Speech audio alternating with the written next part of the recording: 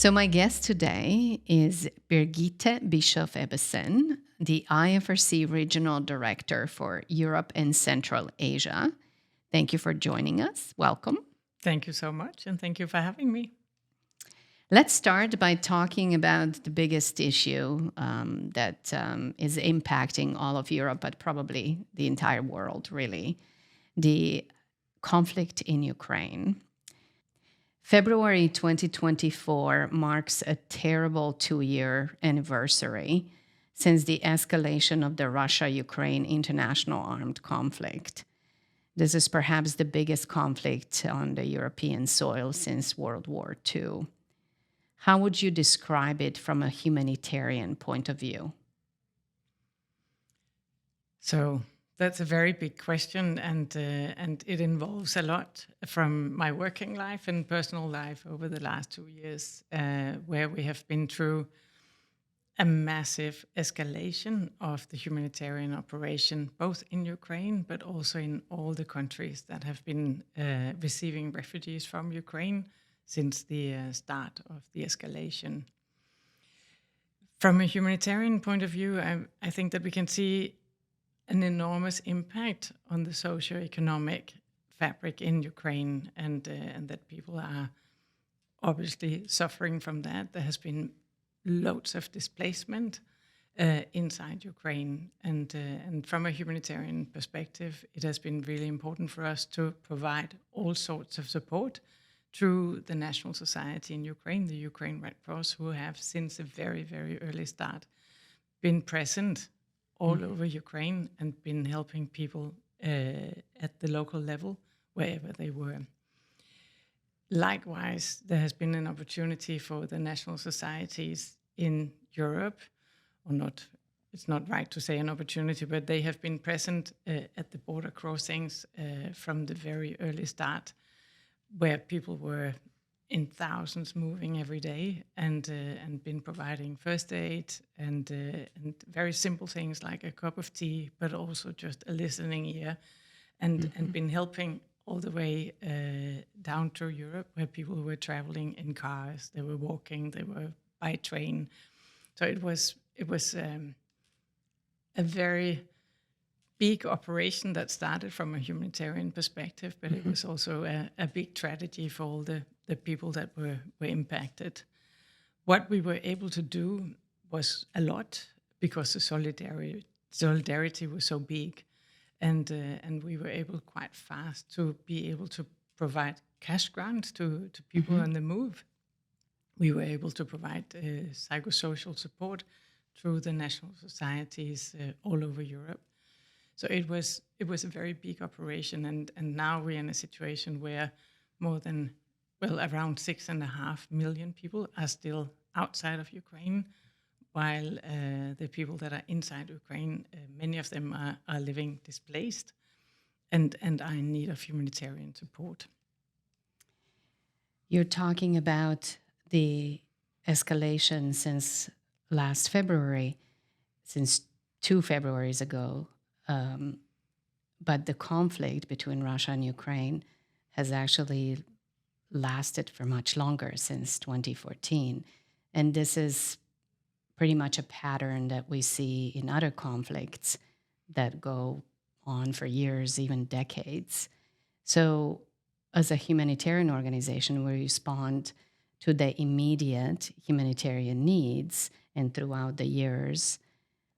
But we also need a strategy, a long-term strategy.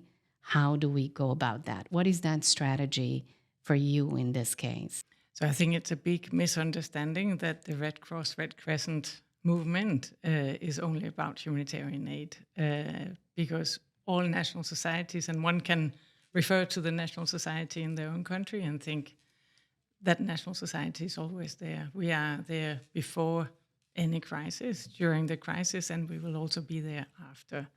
And that, I think, is one of the biggest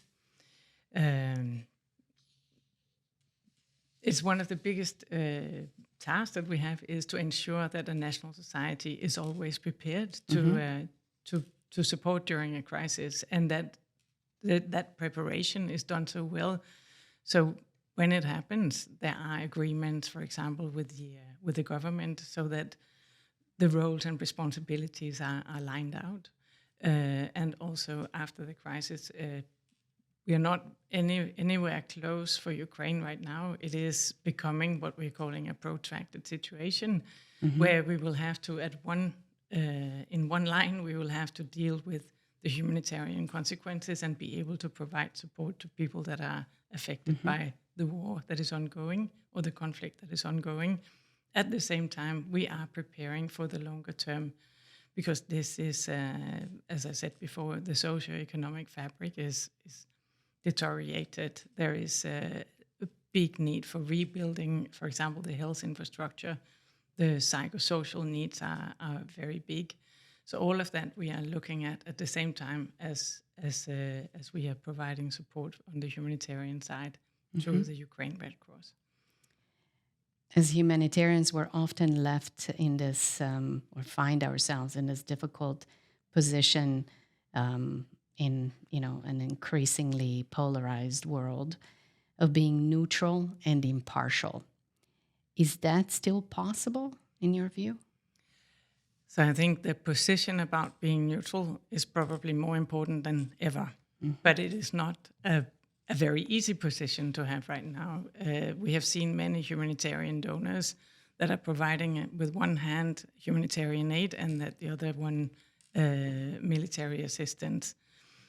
And we always have to find our way into that, as we are very keen to remain neutral, impartial, and with that mandate and that position to be able to be at both sides of a conflict. And the Europe region, for example, is covering many countries, but amongst them both Ukraine and Russia. And for us, it is really important that we can remain present in both those contexts through our neutrality and fundamental principles. If there's any silver lining in the Ukraine situation, it's possibly the solidarity that we've seen, especially in Europe, both towards people fleeing Ukraine and those that have been affected by the conflict. How do you see that? Is that a hopeful way of looking at things? I think the solidarity we saw, especially during the first year, was immense. And it was not only from Europe, it was also coming from really far away. One of the first visits we had here was from Korea Red Cross, who saw that separation of a country as something that they could recognize, and they had collected a lot of money to support. We have also seen the US and Canada and the UK as being really big donors to our emergency appeals. So that solidarity has, of course, been very important for the national societies and their own work in the countries where they were receiving people from Ukraine, but also for our ability to be able to support the national society in country. It is a silver lining, you can say, but it is also, when we are talking now nearly 2 years on today, we have helped around 18 million people with critical relief assistance, as one example of what that has meant for us for our ability to work. So at the same time as we talk about solidarity towards refugees from Ukraine, we also see some significant and perhaps growing feeling against other people who are coming to Europe seeking refuge. And there's not so much solidarity that we see there. What would you say about this discrepancy? So I think as Red Cross and Red Crescent societies, it is always important that we apply the same criteria when we are supporting. I mean, not all support in all countries is the same, but at least we are promoting that it should not have a two-door policy for people that are coming from different contexts. And I'm always thinking, like, if you're a pregnant woman coming on a migratory route, that pregnancy needs to be dealt with in the same way wherever you're coming from. And I think that's a very clear example of why it should be like that. We spoke earlier about, and we hear this everywhere, this year is unprecedented in the number of people going to elections, and that includes Europe. There will be conversations around migration as well around those elections. What do you think that conversation will perhaps sound like in Europe? Well, I'm always very careful about commenting on these things, but I think migration is typically a very popular election subject, and I'm not naive, and I will expect that will also be on the agenda. Maybe because we have seen a lot of people arriving and actually contributing to these societies and the solidarity that we talked about before. Maybe the conflict in Ukraine and the refugee flows from Ukraine might have changed that topic a little bit, at least in Europe. But how it goes in the rest of the world, I would not know. We'll see it by the end of the year. Indeed. So from migration, let's move to another big issue, climate change. One common narrative is that Europe and more generally the West, the North, has created the problem of climate change. Well, maybe general speaking. And then the greatest impacts are really in the rest of the world. Maybe that's a fair critique, but it's also fair to say that Europe has experienced its own share of climate change effects. Can you talk about climate change from the European perspective, especially thinking about last year? Is there adequate action taken by European countries on climate change, mitigation, adaptation? Very happy to talk about climate change, and especially now where I think that most European European countries are seeing that climate change is not something just from the textbook. It's actually happening in real life, and we have seen over the last 5 years a growing impact of climate change in a very high number of European countries. I think what we can do from a Red Cross and Red Crescent angle is to help being prepared for the impacts of climate change, and we can see a larger interest from European societies in finding out what could be the right thing in our country to contribute with, and for that we have created a roadmap in Europe for European national societies, where we are trying to increase the awareness and finding ways to engage with the volunteers at local level and say, how can we be supportive if there is a crisis of some sort? In Europe, it's very much about floods, but very much about what I'm calling the silent killer, the heat. The heat waves are enormously dangerous, especially for populations that are already vulnerable. So people with chronic diseases, the elderly,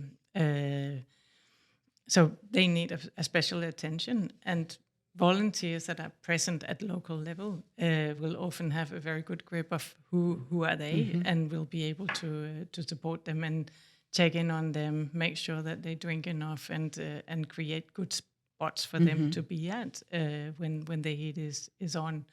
And we have also, and that is creating more dramatic images, the wildfires that we also see in Europe. So there is a lot to prepare for. And Red Cross and Crescent societies are often a very central player, or can be a central player, if, again, we prepare well for the actions that they can take in case of a crisis. So that auxiliary role that the Red Cross and Crescent societies have in their own countries is a very key to activate that during crisis. Just a couple of months ago, at the end of 2023, COP28, which is the largest United Nations climate change conference, took place in Dubai. The next one, at the end of this year, COP29, takes place in your region, in Baku, Azerbaijan. Is this an opportunity for a country, which is still heavily reliant on fossil fuels, to actually start a serious conversation about a transition to a greener economy? I'm not going to speak for Azerbaijan, but definitely I see the possibility, and I think there must be a reason why they have decided to be the host, and I think that it is also an opportunity for the Red Crescent Society in Azerbaijan that is, as you say, part of this region to really promote Right. also where they see this going and how they see their role in the climate change agenda. So lots of opportunity in that, as there has been where we have had the COPs over the last years, where we have seen an increased Red Cross, Red Crescent action around the COP. So I'm looking forward to that. Another topic that is high on the IFRC's agenda is mental health and psychosocial support. At one point in your career, you were an international director at the Danish Red Cross and co-chair of the IFRC Psychosocial Support Center. So obviously, you very well understand the importance of mental health and psychosocial support to people during crisis. How would you describe its importance in relation to the more sort of physical support that we give, say shelter, food, water, just the basics?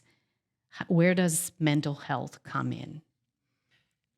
When we talk about psychosocial support and mental health, for me, it comes in very, very early in any operation. And it is something that since I started being in the Red Cross, which is many years ago now, I've really been promoting that and insisting on it. I have been the disaster manager from the Danish Red Cross where I used to work, and it was always like very dear to me to insist that we got people with mental health knowledge and psychosocial knowledge out very early on in the operations.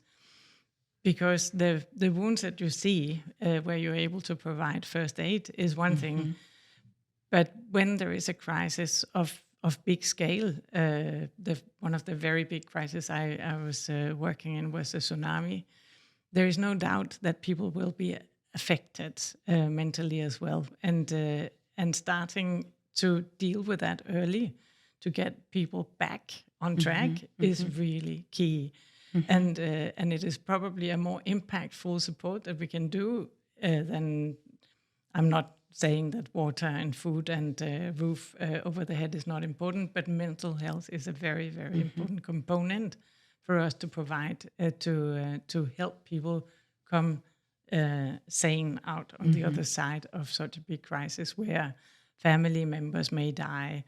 They may experience that their whole livelihood is disappearing, that they see neighbors disappearing, or that a lot of impact that is very tangible, but it has an impact on your mental health. And the faster you start treating that, the better we can help people get over it and start their going back to normal again.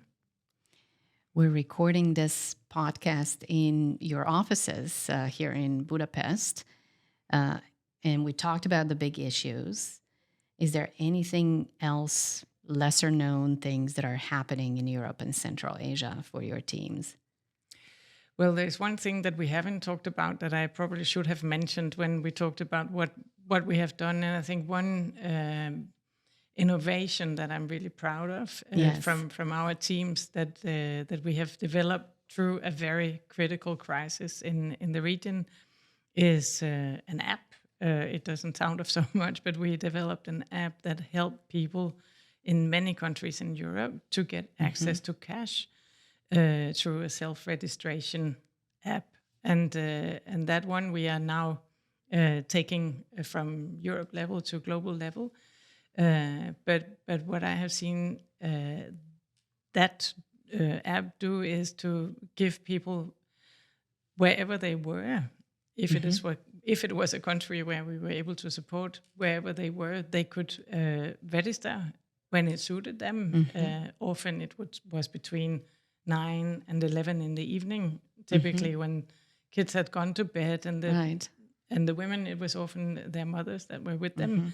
They would sign up and ensure that the family could get access to cash contributions in that country.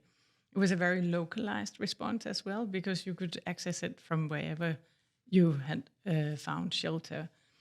And now we can see that app is also giving us a lot of information about where people are, what their concerns are, what they're in need of. And it enable us to communicate with stakeholders in that country, but also globally, about those needs. And it allows us to program better for the support that we are giving them. Let's move on to a little bit more personal side of this conversation.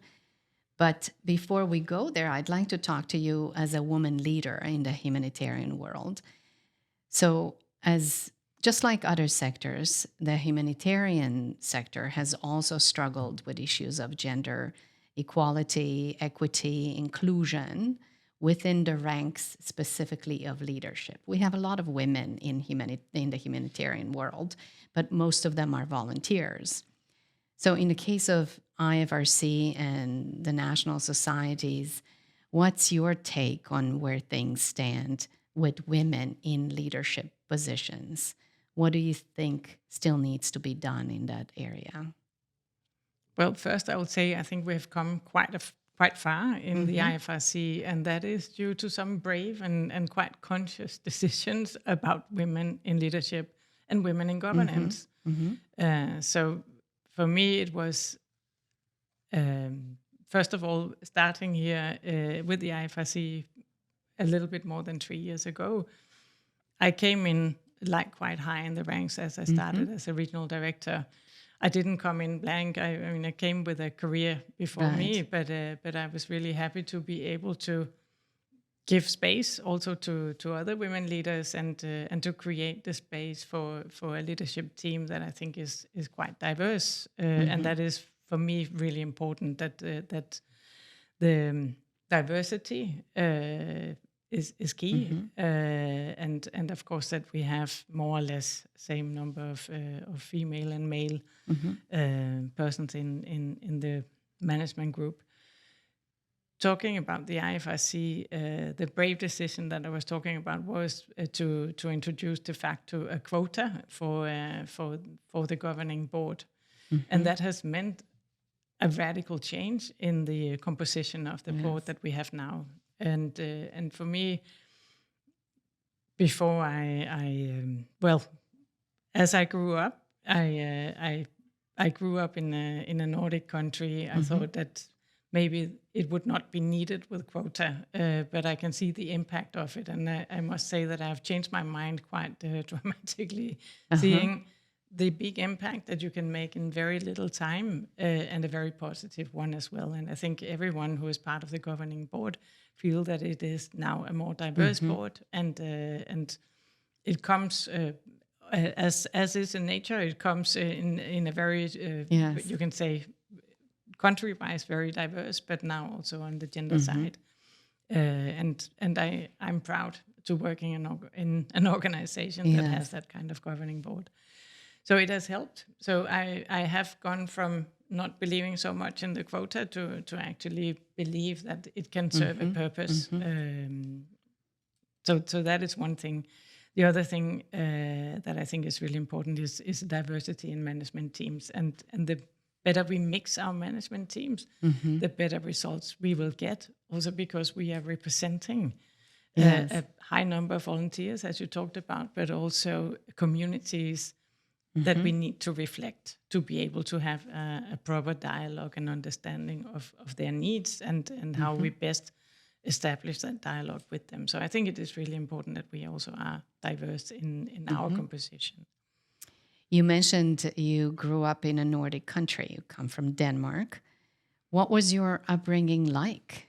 Did you always feel like you wanted to be involved with humanitarian work? How did you get involved with the Danish Red Cross, where I think you came from, right? Well, I've been involved in humanitarian work, I think, throughout my career, but it was written nowhere that was what what was going to happen. I think the entry to the humanitarian world was through. It was because I spoke Spanish and realized that there was a student job where I could exercise that and speak Spanish. So that was how I started. I started working in the Danish Refugee Council as a student, and got really into that work, and has never left the sector ever. But I have been through a number of organizations now, both the Refugee Council, the UNHCR, and then I eventually started in the Danish Red Cross and got into that. What can you say? I came into the Red Cross family from there. Mm-hmm. And you also have a family. Some people say women cannot have it all. Is your family with you in Budapest? Yeah, but maybe from before, I have 2 daughters, and when they were growing up, I was a disaster management. I was heading the disaster management unit in the Danish Red Cross, and you can't have it all. I mean, of course, you have to do in such a role travel a lot. But I've always had a husband who also believed that was important, that I was able to do that, and so we have found ways. I have also had an understanding family, so that we could count on our extended family for bringing up the kids responsibly, I would say, even though I had a job like that. And now, yes, my family is, or most of my family is with me here. 1 daughter and my husband, and 1 daughter is now in Denmark studying. Are they interested in following in your footsteps? You know, I think it's too early to say. I think they're quite proud of what I'm doing. At the same time, they don't have any appetite. And I think right now, if you ask them, they're going to stay put somewhere and never travel anywhere. But they have been around. They have been also in Cambodia with us, and we have traveled as a family. So let's see what happens. You've clearly worked in different parts of the world. Can you tell us a story about an experience or a person that's shaped your perspective or influenced you or inspired you in some ways? Yeah, I think one of the first persons that really made an impression was a woman that worked in Peru, where I had my first internship and where I was writing my thesis for the university about people that had displaced internally in Peru and were on their way back after, I think, more than 10 years, and had to find their way in that, because the dream about what you left is often not what you find de facto when you're then coming home. So that meant a lot to me, and there were actually 2 persons that made a really big impression. One was the woman that had accepted to have me in that internship, and I saw her as a really amazing manager and a very good guide for me into this world, the humanitarian world, where she took the time, and you cannot always expect that, but she took the time and explained like concepts and ways of dealing with the people that we were helping. She was, of course, in the capital city. I was out really I was in a mountain village or several mountain villages, but she would always have time to listen to me and also give advice on how you best and most respectfully deal with these people. So she really made an impression. And I think the other person that also made an impression there was a man that in his house I was living, also very far away from everything. And I realized that when I came and stayed in his annex, that was the first time in all these plus 10 years that he had been staying at home for a longer period of time. He'd always been displacing himself to be safe.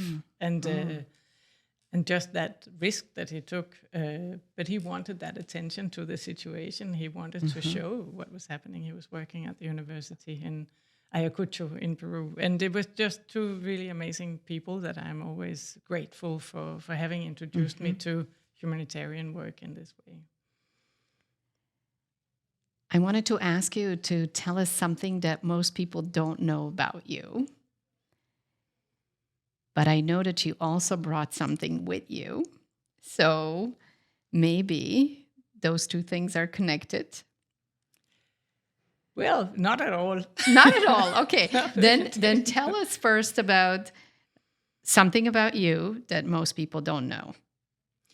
I thought when I knew that you were going to ask me that, I thought, well, there is something that people don't know, and it is a little bit spiritual. And I had a period of time where, after I had worked overseas for 8 years, I came back to Denmark. I thought, okay, now I'm going to find me a more steady job, doing something else.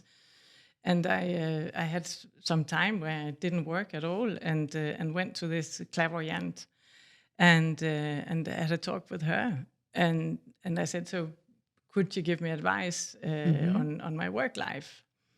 And we were sitting in front of each other as we are sitting now, and she said, very, very fast, she said, oh, I'm seeing this cross, like a red cross over your head.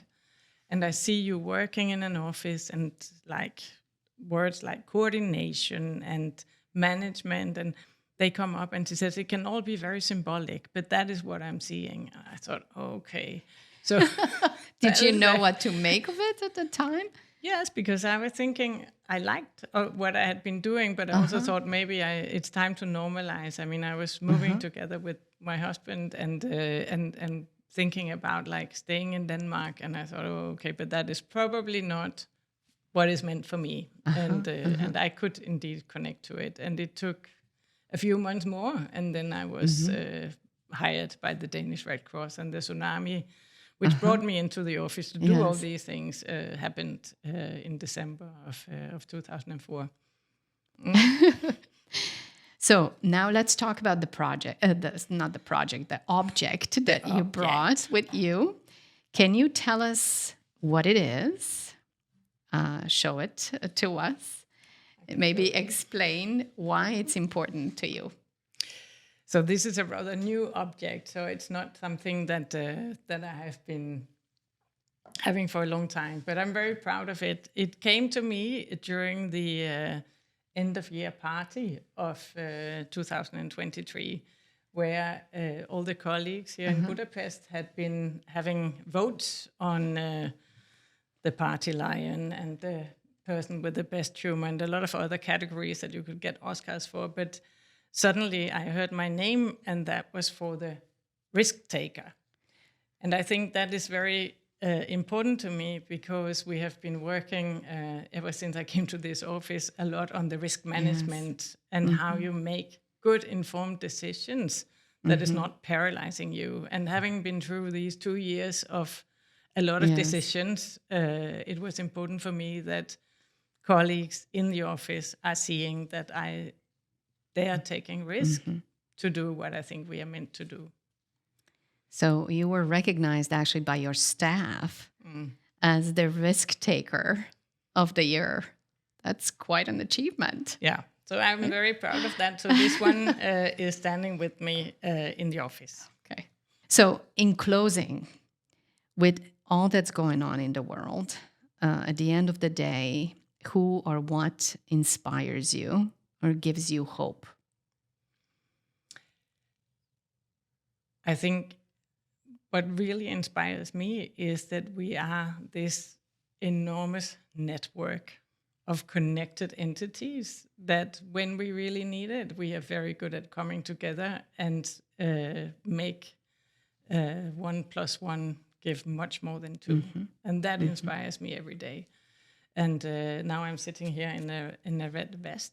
And I think the connectivity that brings when you come to any country. I mean, I can come to Moldova, I can come to Ukraine, or visit colleagues in Poland, but it will still be if you come in the red vest, they know Yes. who I am without my name and without necessarily talking a lot about the hierarchy, but that we know that that we come with competencies and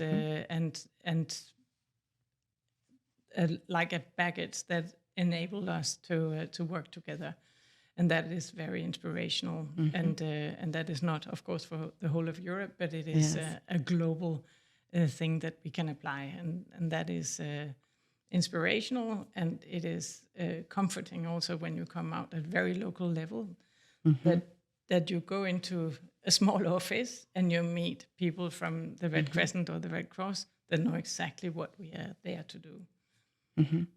So name of the name of the podcast is People in the Red Vest, and you're for the benefit of the people who can't see us just on the podcast. So the red vest that you're wearing indicates or symbolizes the work of the people in the Red Cross and Red Crescent around the world, as you said. Thank you, Birgitte, for sharing your expertise and your insights and for allowing us to get to know you a little bit. Thank you very much.